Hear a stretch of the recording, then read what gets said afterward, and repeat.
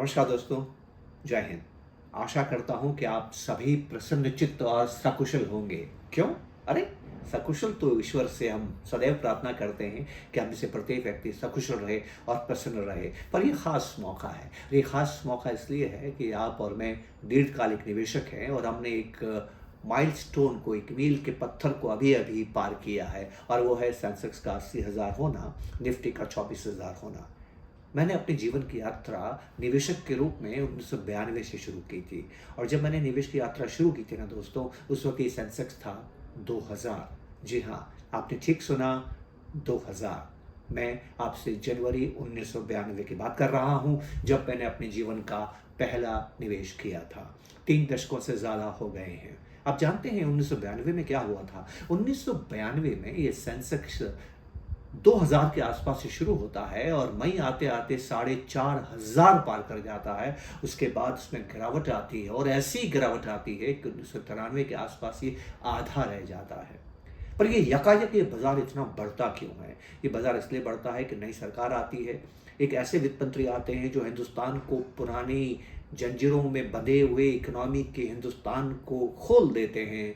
लिबरलाइज़ेशन का दौर आता है, ग्लोबलाइजेशन का दौर आता है, हमारी अर्थव्यवस्था बाहर की अर्थव्यवस्था से जुड़ने लगती है, सरकार लाइसेंस राज को ख़त्म करने की घोषणा करती है, सरकार व्यापारियों को ज़्यादा आज़ादी देने का समर्थन करती है और उसके लिए नई नीतियों का निर्माण भी करती है और सरकार हर तरह से अर्थव्यवस्था को गति प्रदान करने के लिए जो भी संभव है उसके लिए कार्य करने की कोशिश करती है। एक ऐसे दौर में हर तरफ खुशी की लहर दौड़ती है और बाजार तो खुशी का ही तो परिणाम होता है दोस्तों।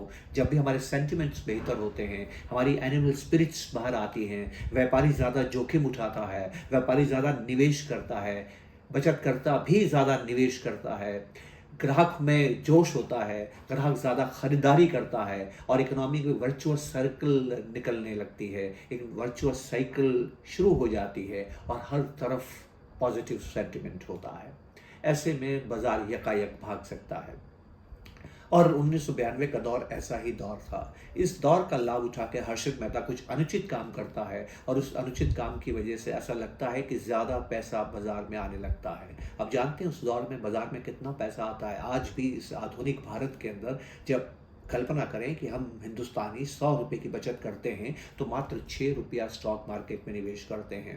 पर 1992 का वो दौर, हर्षित मेहता का वो दौर, उस ज़माने में अगर मान लीजिए हमने 100 रुपये की बचत की थी तो उसमें से 25 रुपया हमने स्टॉक मार्केट में निवेश किया था। इस दौर में यूनिट ट्रस्ट ऑफ इंडिया जैसी संस्था थी जो मास्टर प्लस जैसा एक एनएफओ लेके आती है जिसको आईपीओ कहा जाता था, फिर मास्टर गेन जैसा आईपीओ लेके आता है जिसको आज एनएफओ कहा जाता है और मास्टर गेन उस दौर में 1992 में जब हिंदुस्तान की जीडीपी शायद 20-22 लाख करोड़ के आसपास थी, वो 4,500 करोड़ रुपए का संग्रहण करता है। एक म्यूचुअल फंड की स्कीम 1992 में, 1992 की बात कर रहा हूं, 4,500 करोड़। आज के इस दौर में भी किसी एनएफओ के लिए 5,000 करोड़ के आसपास का मोबिलाइजेशन करना एक बड़ी सफलता माना जाता है। उस दौर में जब हिंदुस्तान की जीडीपी बस 20-22 लाख करोड़ थी, इतना ज़्यादा निवेश जब स्टॉक मार्केट में आएगा तो जाहिर है स्टॉक मार्केट जिस तेजी से भागेगा उसकी आप कल्पना नहीं कर सकते हैं। मई 1992 में बाजार को जितना महंगा मैंने देखा है पी वैल्यूएशन के आधार पे, उतना महंगा बाजार मैंने आज तक उसके बाद कभी नहीं देखा। उसके बाद एक ऐसा माना जाता है कि हर्षित मेहता जी ने एक घोटाला किया था, बहुत ज़्यादा अखबारों में उसके बारे में चर्चा होती है, सरकार और एक दूसरे पर दोषारोपण होता है कि सरकार ने ठीक तरह से सिस्टम को नहीं संभाला। सेबी जैसे संस्थान को बनाया जाता है और सेबी रेगुलेटर के रूप में अपने कार्यभार को संभालता है और ऐसे दौर के अंदर बाजार में गिरावट आती है और ऐसी गिरावट आती है कि अगले 1 साल में बाजार आधा रह जाता है। मैं इन कारणों में नहीं जाऊंगा कि बाजार बढ़ा क्यों और बाजार गिरा क्यों। ये बाजार की प्रवृत्ति है। कुछ कारण होते हैं जिनकी वजह से बाजार बढ़ता है और कुछ कारण होते हैं जिनकी वजह से बाजार गिरता है। ये कारण बदलते रह सकते हैं पर ये कारण हमेशा आएंगे। इतिहास इस बात का साक्ष्य देता है। हम ये फिर कभी बात करेंगे कि कारण क्या थे। कतिपय कारण ऐसे रहे कि ये बाजार 1993 में संभलने लगता है और 1994 आते आते पुनः 4000 को पार कर जाता है, 4500 के आसपास चला जाता है। एक बेहद बेहद लोकप्रिय स्कीम आती है, दुनिया का सबसे लोकप्रिय म्यूचुअल फंड में से एक मॉर्गन स्टैनली हिंदुस्तान में आता है और एक नई आईपीओ लेके आता है। उस आईपीओ में, म्यूचुअल फंड के इस आईपीओ में पैसा लगाने के लिए रात रात भर लोग जागते हैं, लाइनों में खड़े हो जाते हैं। कल आईपीओ खुल रहा है, आज पहले दिन ही शाम को लाइनें लगने शुरू हो जाती है, रात भर लोग लाइनों में लगते हैं और आईपीओ जिसको आप आज एनएफओ कहते हैं, उस आईपीओ में पैसा जमा कराते हैं। कुछ ऐसा कारण होता है, दौर बदलता है और 1995 में निराशा छा जाती है। चुनाव होते हैं, कोई भी पार्टी सरकार बनाने की स्थिति में नहीं होती है। एक मिलीजुली सरकार बनती है जो लंबे समय तक काम नहीं करती है, वो गिर जाती है। फिर एक नई मिलीजुली सरकार बनती है, फिर वो लंबे समय तक बात नहीं कर पाती है, वो भी गिर जाती है। तो 95 और 96 का दौर ऐसा था कि वो बाजार पुनः गिरने लगता है। 4500 का जो सेंसेक्स है वो गिर के 3000 या 3000 के आसपास है, उसके नीचे चला जाता है। उसके बाद 1997 आता है। 1997 में वित्त मंत्री हमारे जो थे वो एक बजट लेके आते हैं। उस बजट में अचानक से यकायक ही टैक्स के अंदर भारी गिरावट की जाती है। हमारे जो टैक्स स्लैब हैं वो 40% से गिर के 30% हो जाते हैं। कॉर्पोरेट टैक्स स्लैब जो हैं वो 40% से गिर के 35% हो जाते हैं और ये स्लैब्स भी बढ़ाए जाते हैं। ऐसे में चहुँ और खुशहाली होती है और बाजार फिर से बढ़ने लगता है। 97 के बाद ये बाजार बढ़ता 98 में इतना बढ़ जाता है कि पुनः वो 4000 को पार करता है। 98 के दौर में वाजपेयी जी की सरकार आती है। वाजपेयी जी की सरकार एक बड़ा ही कड़ा कदम उठाती है, बड़ा साहसी कदम उठाती है और पोखरण में परमाणु शोध करते हुए परमाणु विस्फोट करती हैं। उस बात से दुनिया नाराज होती है, खासकर अमेरिका नाराज होता है और भारत पे प्रतिबंध लगाता है। जब वो भारत पे प्रतिबंध लगाता है तो उसका बाजार पे प्रभाव पड़ता है और 1999 का वो दौर आता है जब पुनः बाजार के अंदर भारी गिरावट आती है और बाजार 20% के आसपास गिर जाता है। उसके पश्चात एक ऐसा दौर आता है जहाँ पर हिंदुस्तान टेक्नोलॉजी में परचम फैलाता है, सॉफ्टवेयर में परचम फैलाता है। दुनिया भर के अंदर टेक्नोलॉजी की एक बाढ़ सी आ जाती है जो अमेरिका से शुरू होती है और वो हिंदुस्तान भी पहुँचती है। ये बाज़ार जो 3000 के आसपास रह जाता है यकायक भागने लगता है और मई 2000 आते आते दोस्तों 6000 के आसपास पहुँच जाता है। 6000, जी हाँ, आपने ठीक सुना, बाजार 1-1.5 साल में दुगना हो जाता है। टेक्नोलॉजी स्टॉक्स में भारी मुनाफा होता है और ऐसे दौर के अंदर इसको हम बोलते हैं .com बबल होता है और फिर बाजार गिरना शुरू होता है। 2001 में 9/11 होता है अमेरिका के अंदर। WTC की बिल्डिंग आतंकवादी घटना होती है जिसमें WTC की बिल्डिंग धाराशायी हो जाती है, 5000 लोग हलाक हो जाते हैं, सेंटिमेंट फिर बिगड़ते हैं और ये बाज़ार जो 6000 पहुंच गया था गिरते गिरते 3000 के नीचे चला जाता है। बाज़ार में फिर 50% की गिरावट आती है। 2002 ख़त्म होते होते ये बाज़ार 3000 से नीचे रह जाता है। कुछ गौर किया आपने मैं आपसे क्या कह रहा हूँ? इस बाजार ने 2000 के आसपास 1992 का सफ़र शुरू किया था। 1992 में 4500 पार कर गया था, लेकिन 2001-2002 आते आते पुनः 3000 के नीचे 2800-2900 के पास चला जाता है। इसका मतलब कि अगर किसी ने इंडेक्स में निवेश किया है तो इन 10 सालों में उसने बिल्कुल भी पैसा नहीं बनाया। ये वो दौर था दोस्तों जब मैंने भी बिल्कुल पैसा नहीं बनाया। जब मैंने पीछे मुड़ के देखा तो 2003 के अंदर जब अपने पोर्टफोलियो का अवलोकन किया तो मैंने देखा कि मैंने निवेश तो भारी मात्रा में किया है पर उसका मुझे कुछ भी प्रतिलाभ प्राप्त नहीं हुआ है, कुछ भी रिटर्न मैंने नहीं बनाया है। मैं बहुत निराश हुआ, मैं क्या गलती कर रहा हूँ।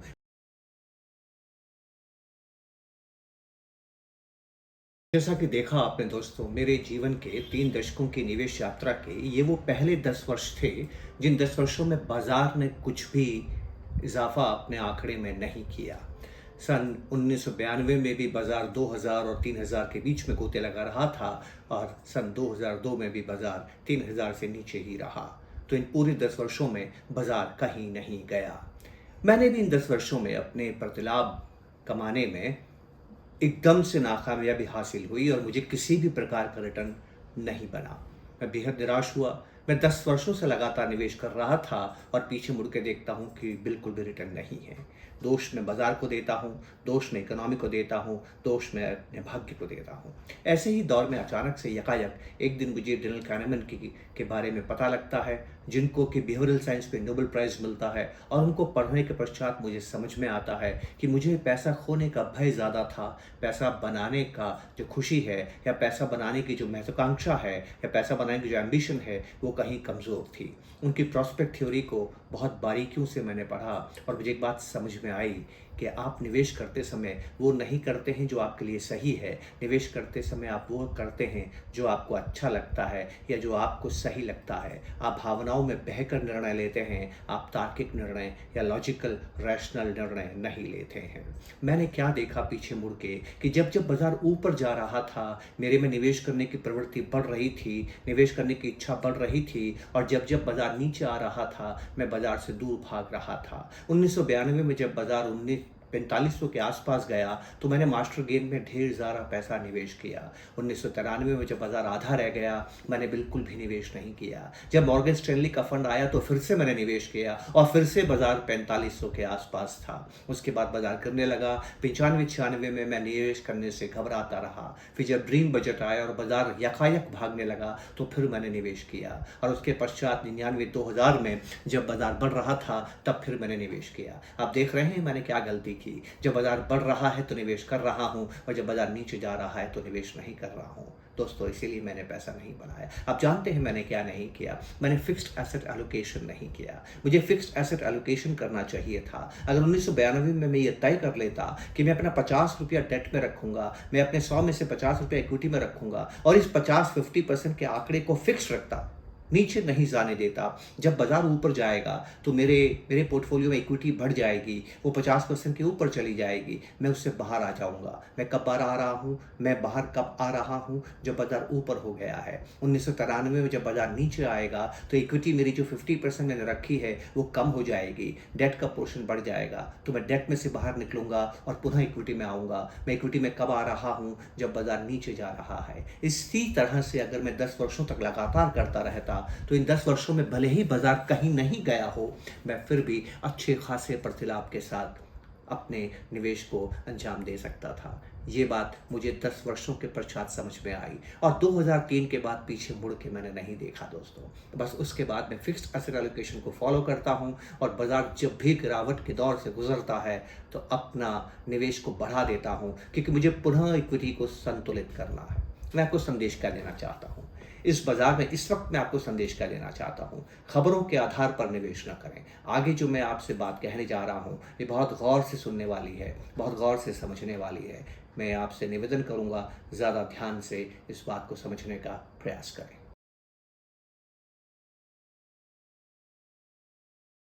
दोस्तों, आपसे मैं 3 बातें कहने जा रहा हूँ। कहने और सुनने में तीनों बातें बेहद मामूली प्रतीत होती हैं, पर यकीन कीजिए ये 3 बातें आपकी निवेश की यात्रा में सर्वाधिक महत्वपूर्ण हैं।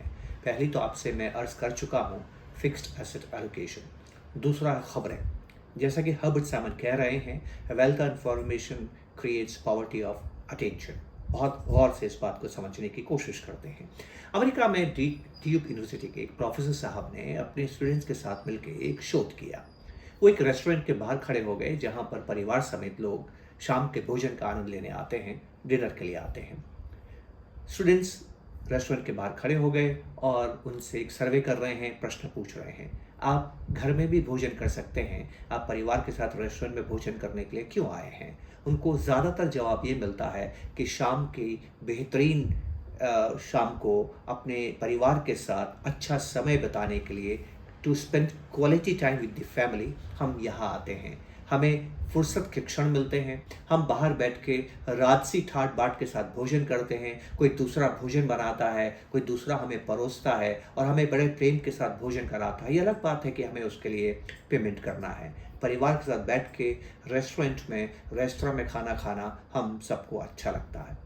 तो अगर आप उनसे पूछेंगे कि रेस्तरां में आपको खाना खाने का ध्येय क्या है, तो आपको एक ही जवाब मिलता है, आनंद के लिए, for happiness. We feel happy when we dine in restaurant. तो कोई भी व्यक्ति रेस्टोरेंट में भोजन करने के लिए क्यों आया? आनंद की प्राप्ति के लिए।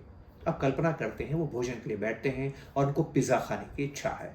पिज़्ज़ा के बारे, किस तरह के पिज़्ज़ा यहाँ मिलते हैं, हर पिज़्ज़ा की कीमत क्या है, इसके लिए आप मेन्यू कार्ड मंगवाते हैं। और जब वो मेन्यू कार्ड मंगवाते हैं और मेन्यू कार्ड में देखते हैं विभिन्न प्रकार के पिज़्ज़ा और उनकी कीमत, और फिर वहाँ पर वो देखते हैं कि उस मेन्यू कार्ड में उनको एक ऑफ़र दिया जा रहा है, एक पेशकश उनके सामने प्रस्तुत की गई है।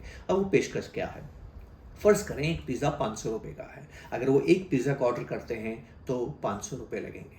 और पेशकश ये है कि जब वो खाना खाने बैठेंगे तो वहाँ जो बैरा है, यहाँ जो कैमरा लगा है, वो नोट करेगा कि आप कितने कौर खा रहे हैं, how many bites you are taking, कितने बाइट्स आप ले रहे हैं। या तो आप ₹500 का पिज़्ज़ा ले लें या पर बाइट ₹50 दे दें। अगर आप पर बाइट ₹50 देते हैं और 10 बाइट्स में अपना पिज़्ज़ा ख़त्म करते हैं तो आपको ₹500 लगता है। जी हाँ, इस तरह की पेशकश की गई। तो उन्होंने क्या देखा, उस शोध में क्या देखा? बहुत से लोग जब पिज़्ज़ा खाने बैठे तो उन्होंने दूसरी पेशकश को अपनाया जिसमें पर बाइट ₹50 था, और लोगों ने क्या किया, बड़े-बड़े बाइट्स के साथ भोजन किया। अब जानते हैं बड़े बाइट्स के साथ क्यों किया? हो सकता है कि आप जब भोजन करने जाएँ तो आप भी ऐसा ही करें, क्योंकि आपका तार्किक मन ये कहेगा, आपका लॉजिकल मन ये कहेगा, आपका चिंतन आपको ये कहेगा, ये बाध्य करेगा ये समझने के लिए कि आपका काम पैसा बचाना भी तो है, पैसा खर्च करना भी तो हमें अच्छा नहीं लगता है।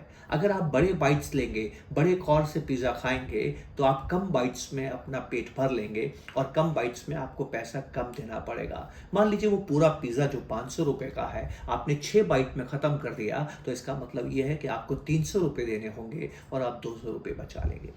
ज़्यादातर लोगों ने ऐसे ही भोजन किया। उन्होंने बड़े-बड़े खौर से भोजन किया, और भोजन करने के पश्चात जब वो रेस्टोरेंट से बाहर आए तो उन्हीं सर्वे करने वालों ने उनसे सवाल पूछा।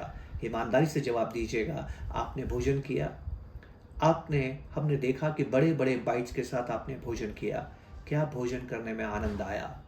ज़्यादातर लोगों ने बोला नहीं। अब मैं आपसे सवाल पूछता हूँ, आप रेस्तरां में खाना खाने क्यों गए थे? आनंद के लिए कि पैसा बचाने के लिए? दोस्तों, you wanted to spend time with your family. आप अपने फैमिली के साथ में समय व्यतीत करना चाहते थे। उस आनंद के लिए आप पैसा भी खर्च करने के लिए तैयार थे। लेकिन जैसे आप रेस्टोरेंट में पहुँचे, वहाँ आपको खबर दी गई कि इस तरह से अगर आप भोजन करेंगे तो बिल छोटा आएगा, आप पैसा बचा पाएँगे। आप अपने ध्येय से, अपने लक्ष्य से भटक गए और पैसा बचाने में लग गए। जी हाँ, खबरें आपके साथ यही करती हैं, वो आपको लक्ष्य से भटका देती हैं। जो सबसे ज़रूरी बात दूसरी मैं आपसे कहना चाहता हूँ दोस्तों, वो ये कहना चाहता हूँ कि आपका पोर्टफोलियो गोल बेस्ड होना चाहिए। जब आप रेस्तरां में भोजन कर रहे हैं तो आपका गोल है आराम से, धीमे-धीमे, छोटे-छोटे कौर के साथ, आनंद के साथ भोजन करना, न कि पैसा बचाना। ये आपका ध्येय नहीं था, पर आपने ये ध्येय छोड़ दिया और पैसा बचाने में लग गए। आप अपने मार्ग से भटक गए। जब आप रोज़ाना टीवी देखते हैं, रोज़ाना खबरें देखते हैं, हर खबर का विश्लेषण करते हैं, तो इसी तरह से अपने पोर्टफोलियो को न्यूज़ बेस्ड पोर्टफोलियो बना देते हैं। आपका पोर्टफोलियो गोल बेस्ड नहीं रहता है। एक दीर्घकालिक इन्वेस्टर का जो पोर्टफोलियो है वो सदैव लॉन्ग टर्म होना चाहिए, दीर्घकालिक होना चाहिए, न्यूज़ बेस्ड नहीं होना चाहिए। इसी बात से मैं आपको सावधान करना चाहता हूँ। तीसरी और आखिरी बात जो मैं आपसे कहना चाहता हूँ, खबरें आपको किस तरह से परेशान करती हैं, इतिहास पे थोड़ी सी नज़र डालते हैं। मैंने आपसे कहा ना कि 2003 के बाद मैंने पीछे मुड़ के नहीं देखा। मैंने परवाह करना छोड़ दिया कि टीवी और अखबार क्या कहते हैं। बस एक बात का ध्येय बना लिया कि जब जब बाज़ार सस्ता होगा मैं अपने निवेश को ज़्यादा करूँगा, और जब जब बाज़ार महंगा होगा मैं पुनः अपने निवेश को संतुलित करूँगा, एसेट एलोकेशन को फिक्स रखूँगा, ताकि मैं सस्ती इक्विटी में निवेश करता रहूँ और महंगी इक्विटी से बाहर आता रहूँ। और एसआईपी भी मैंने करना शुरू किया। 2003 के पहले मैं एसआईपी नहीं किया करता था। तो 2003 से लेके 2008 तक मुझे कुछ भी परेशानी नहीं हुई, क्योंकि लगातार बाजार बढ़ रहा था और मेरे व्यवहार की परीक्षा भी नहीं हुई। पर 2008 का ज़लज़ला आया, ग्लोबल फाइनेंशियल क्राइसिस। धड़ाम से दुनिया भर में बाजार गिर गया, और चंद महीनों में, 7 या 8 महीनों के अंदर हमारा बाजार जो जनवरी में सेंसेक्स 21,000 हो गया था, वो गिर के 9,000 के नीचे 8,500 के आसपास चला गया। उस दौर में मैंने क्या किया, जैसे कि मैंने आपसे कहा कि जो मैंने शिक्षा पाई थी उसका अनुसरण किया और 2008 में भरपूर निवेश करने की कोशिश की। मैं बाजार से भागा नहीं, बाजार में डटा रहा। उल्टा इक्विटीज़ में मैंने ज़्यादा निवेश किया, मैंने खबरों की तरफ गौर नहीं किया, और उसके बाद ये 21,000 का आंकड़ा वापस 6 साल तक नहीं आया। दोबारा बाजार 21,000 2014 में पार करता है, 2008 में 21,000 से गिर के 8.5 होता है और 8.5 से दोबारा 21,000 होने में 6 वर्ष लगाता है और ये 6 वर्ष निहायत ही बुरे वर्ष थे। मैं अगर इतिहास की तरफ देखता हूं तो क्या देखता हूं कि इन 6 वर्षों में हिंदुस्तान के लोगों ने, सर्वाधिक लोगों ने एसआईपीज बंद कर दी। अगर मैं गलत नहीं हूं तो इन 6 वर्षों में 50% लोगों ने अपने एसआईपीज बंद कर दी, क्योंकि बाजार लगातार नीचे रहा, ऊपर नहीं गया और पुरानी ऊंचाई 21,000 को पार नहीं कर पाया। अब जानते हैं क्या हुआ। खबरें देने वाला हमेशा आपको डराने की कोशिश करता है। क्यों? क्योंकि वो आपको सावधान करना चाहता है। अगर आपके पास में दो तरह के लोग हैं, एक व्यक्ति ये कहेगा कि यहाँ से बाजार नीचे जाएगा, दूसरा व्यक्ति ये कहेगा कि यहाँ से बाजार ऊपर जाएगा, उस व्यक्ति पर आप कम विश्वास करेंगे जो ये कहेगा कि बाजार ऊपर जाएगा। आपका मन आपको ये कहेगा कि ये व्यक्ति कुछ बेचना चाहता है, इसका अपना सेल्फ इंटरेस्ट है कि आपको उकसा रहा है कि बाजार में निवेश करें, बाजार ऊपर जाएगा। पर जो व्यक्ति आपसे कहेगा कि बाजार नीचे जाएगा और ये कारण है कि इस वजह से बाजार नीचे जाएगा, मेरा ये मानना है कि बाजार नीचे जाएगा, इन कारणों की वजह से नीचे जाएगा, अगर ऐसा आपको कोई कहता है तो वो आदमी आपको भला प्रतीत होता है। आपके मन में भाव आते हैं कि कितना भला व्यक्ति है, मुझे खतरे से सावधान कर रहा है। मानव खतरे के प्रति सजग रहता है, हम खतरों के प्रति सावधान होते हैं, तो टीवी और अखबार आपको हमेशा खतरों के प्रति आगाह करते हैं। 2008 में टीवी ने आपसे कहा, खबरदार ध्यान से निवेश कीजिएगा, दुनिया में ग्लोबल फाइनेंशियल क्राइसिस है, दुनिया भर में बाजार गिर रहे हैं। 2010 में आपको टीवी ने कहा कि बेहद महंगाई बढ़ गई है। 2011 में यूरोप फाइनेंशियल क्राइसिस आया, अमेरिका डाउनग्रेड कर दिया गया। यूरोप के कुछ देश हैं जो डिफॉल्ट करने पर आ गए थे, ऐसा लग रहा था कि सरकारी पेपर डिफॉल्ट हो जाएंगे। उम्मीद करता हूं आपको याद होगा वो दौर जब यूरोप के अंदर डेट क्राइसिस हो गया था, गवर्नमेंट डेट क्राइसिस हो गया था, तो टीवी आपको लगातार खबरें दे रहा था, सावधान रहिए, यूरोप की हालत खराब है, सरकारें भी डिफॉल्ट कर सकती हैं। 2012 के अंदर आपको बेहद इंटरेस्ट रेट और इन्फ्लेशन बहुत ज़्यादा बढ़ गया था, हमारा रुपया कमज़ोर होने लगा था। 2013 में हमारा रुपया कितना कमज़ोर हो गया आपको याद होगा। 2013 और 14 में आपको बाजार ने सावधान किया कि अमेरिका अपनी पॉलिसी क्वांटिटेटिव ईजिंग को रिवर्ट कर रहा है, जिसको टेपरिंग कहा जाता है। टेपरिंग आ रही है, टेपरिंग आ रही है, टेपरिंग आ रही है और टेपरिंग होगी तो बाजार गिर जाएगा। 2014 में इलेक्शन आ गए, हम इलेक्शन के प्रति सावधान हो गए। 2015 में हिंदुस्तान के 9 राज्यों में अकाल की घोषणा हुई, वर्षा नहीं हुई। महाराष्ट्र में लातूर जैसी जगह में पानी के लिए त्राहिमाम इंसान करने लगा, रेल के द्वारा पानी पहुंचाया गया। अब जब वर्षा नहीं होगी, अकाल होगा, तो टीवी ने आपको सावधान किया कि इकोनॉमी और बाजार अच्छा नहीं करेंगे। 2016 के अंदर ब्रेक्जिट आ गया, हम ब्रेक्जिट से घबराने लगे। 2016 में ही अमेरिका के प्रेसिडेंट का चुनाव हो रहा था, उस चुनाव को लेकर आशंकाएं व्यक्त की गई। 2016 में 25% के आसपास बाजार गिर गया। ब्रेक्जिट हो रहा है, ब्रेक्जिट हो रहा है, ब्रेक्जिट हो रहा है।